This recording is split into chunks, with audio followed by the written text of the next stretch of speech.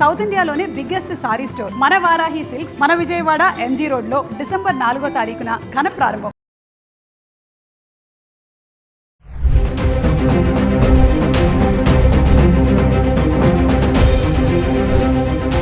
నమస్తే, welcome back to Suman TV. Present మనతో పాటు ఉన్నారు అనలిస్ట్ మందర్ కృష్ణారెడ్డి గారు. నమస్తే సార్. నమస్తే అమ్మా.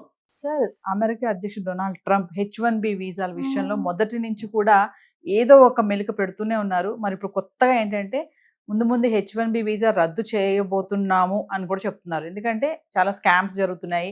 H1B వీసా పైన వచ్చి ఇక్కడ తర్వాత మెల్లగా సిటిజన్షిప్, బర్త్డే సిటిజన్షిప్ కూడా ట్రై చేస్తున్నారు అక్కడే ఉండిపోవడానికి అనేది. ఇందులో చాలా స్కామ్స్ జరుగుతున్నాయి. అమెరికన్స్ కూడా ఛాన్సెస్ ఉండట్లేదు ఈ వలసదారుల వల్ల అని చెప్పేసి ఒక టాక్ నడుస్తుంది.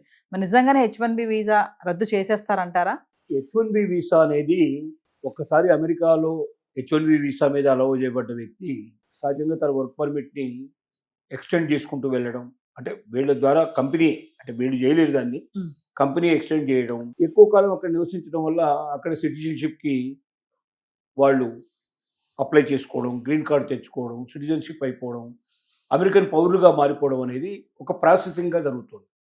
అంటే ఇప్పుడు అమెరికాలో సెటిల్ అయిన వాళ్ళల్లో అత్యధికులు H1B వీసా మీద వచ్చి గ్రీన్ కార్డ్ సంపాదించుకొని అక్కడ సిటిజన్షిప్ తోటి అక్కడ సెటిల్ అయిపోయిన వాళ్ళే. అంటే H1B వీసా ఒక రకంగా అమెరికన్ సిటిజన్షిప్కి అతి దగ్గర దారి అనేది వాళ్ళకి అర్థమైంది. ఒకవేళ H1B వీసాని మనం తొలగించినట్టయితే అమెరికాకు అతి దగ్గర దారి మూసేసినట్టు అవుతుంది, వే కట్ చేసినట్టు అవుతుంది. తద్వారా ఎక్కువ మంది రాలేని పరిస్థితి ఏర్పడుతుంది. వలసదారులను పూర్తిగా మనం నిరోధించడానికి అవకాశం ఉంటుంది. వేరే ఏ వీసా ద్వారా కూడా ఈ అవకాశాలు తక్కువ. మామూలుగా విజిటింగ్ వీసా మీద వెళ్ళిన వాళ్ళకి ఎవరికి ఛాన్సెస్ ఉండవు. F1 వీసా వెళ్ళిన వాళ్ళు ఓన్లీ వాళ్ళు F1 నుంచి మళ్ళీ H1B వీసా కోసం ప్రయత్నం చేస్తారు తప్ప వాళ్ళు డైరెక్ట్గా అక్కడ ఉండిపోవడానికి అవకాశాలు లేవు. కాబట్టి ఉన్న మార్గం వల్ల H1B వీసానే కనబడుతుంది. దాంట్లో ఇండియన్స్ ఎక్కువగా సెటిల్ అవ్వడానికి H1B వీసా బాగా తోడ్పడింది. ఎందుకంటే H1B వీసాలో 71% ఇండియన్స్కే ఎప్పుడు కూడా షేరింగ్ ఉంది. కాబట్టి మొదటి నుంచి ఇప్పటిదాకా సుమారు 70-75 వేల వీసాలు సుమారుగా సంవత్సరానికి జారీ చేయబడితే దాంట్లో 70% అంటే దాదాపుగా అత్యధిక భాగం ఇండియన్సే దాన్ని తీసుకున్నారు. అలా వెళ్ళిన వాళ్ళు లక్షల మంది అక్కడ సెటిల్ అయినారు. కాబట్టి H1B వీసాను రద్దు చేయాలా అని ఒక ప్రాతిపదికని, ఒక ప్రతిపాదన అక్కడ ఉంది. ఆ ప్రతిపాదనలో ఏం ఆలోచిస్తున్నారంటే, ఒకటి పూర్తిగా రద్దు చేసి కొత్త నిబంధనలతో మళ్ళీ H1B వీసా తీసుకురావాలని. ఏమిటి? H1B వీసా వాళ్ళకి ఎట్టి పరిస్థితుల్లో గ్రీన్ కార్డు ఇవ్వడానికి వీల్లేదు, సిటిజన్షిప్ ఇవ్వడానికి వీల్లేదు. సిటిజన్షిప్కి వేరే మార్గాల ద్వారా ఎట్లాగైతే ఇప్పుడు చెప్పినటువంటి ఏదైతే మనకు అక్కడ సుమారుగా $50 లక్షల కట్టి వెళ్ళేటువంటి పద్ధతిలో ఉండేటువంటి కానీ ఇంకా రకరకాల పద్ధతిలో వీసా ఏదైతే ఏర్పాటు చేశారో ఆ వీసా ద్వారా వెళ్లాల్సిందే తప్ప H1B వీసా ద్వారా వెళ్ళిన వాళ్ళు అక్కడ గ్రీన్ కార్డు సంపాదించుకొని సిటిజన్షిప్ వెళ్ళడానికి వీలు లేకుండా నిబంధనలన్నా విధించాలని ఆలోచిస్తున్నారు.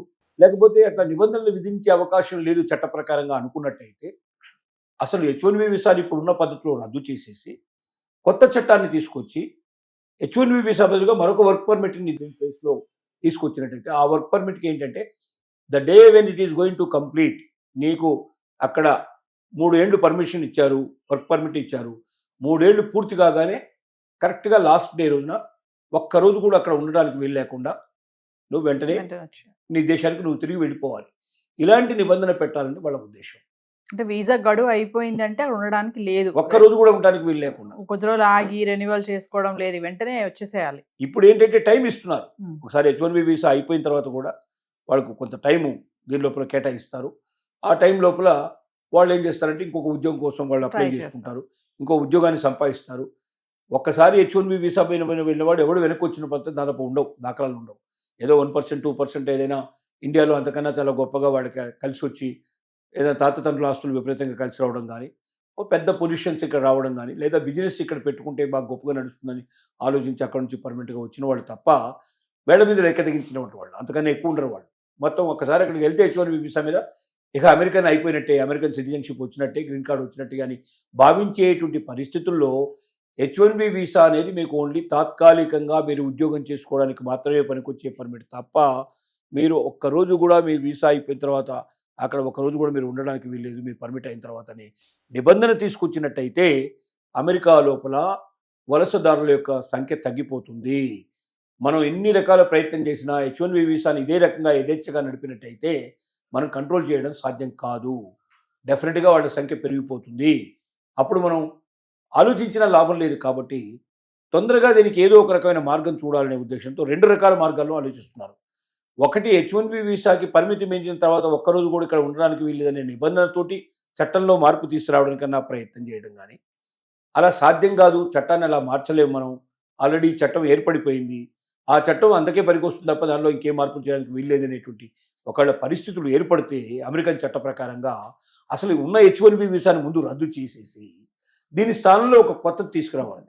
ఎందుకంటే కంపెనీస్ అన్నీ ఏం గొడవ పెడుతున్నాయి, మాకు ఇక్కడ ఉన్నటువంటి పరిజ్ఞానం సరిపోదు, ఇక్కడున్న నాలెడ్జ్ మేధస్సు మాకు సరిపోదు, మేము అవుట్ సైడ్ నుంచి తెచ్చుకుంటే తప్ప మా కంపెనీలు మేము నడపలేని పరిస్థితులు లేవు, కంపెనీలు లేకపోతే మూతపడిపోతాయి, ఇప్పుడున్న అమెరికన్ ఉద్యోగాలు కూడా మొత్తం క్లోజ్ అయిపోయే అవకాశాలు ఉన్నాయి. కాబట్టి మీకు అమెరికన్స్ కూడా ఎక్కువ ఉద్యోగాలు జరగాలంటే ముందు మన కంపెనీ నడవాలి.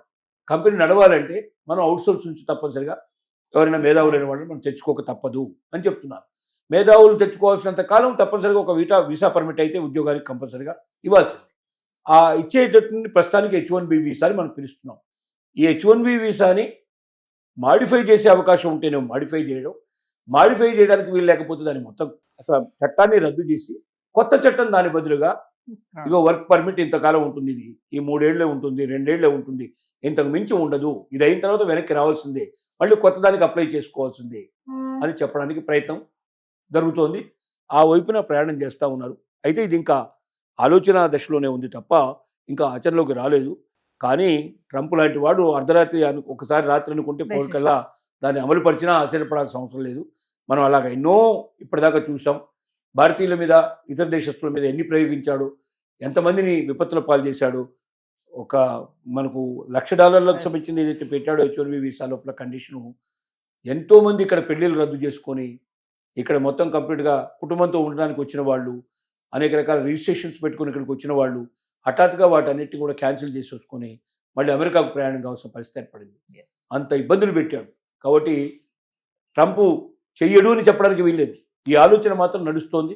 ఈ ఆలోచన అమలు పరిచినా ఆశ్చర్యపడాల్సిన అవసరం లేదు. లేకపోతే మేధావులంతా కూడా అక్కడ ఉన్న వాళ్ళు సలహా తీసుకున్నప్పుడు ఇది కోర్టుకు విరుద్ధంగా నడుస్తుంది, ఇట్లా చేయడానికి వీల్లేదని ఒకవేళ పరిస్థితి ఏర్పడితే మరి అలాంటి వాటి లోపల ఏం డెసిషన్ తీసుకుంటాడో తెలియదు. కానీ ఏది ఏమైనప్పటికీ ఇలాంటి ఒక ఆలోచన మాత్రం ఇప్పుడు అమెరికాలో చాలా వేగంగా నడుస్తుంది. ఈ ఆలోచనని మాత్రం చెప్పక తప్పదు. Thank you.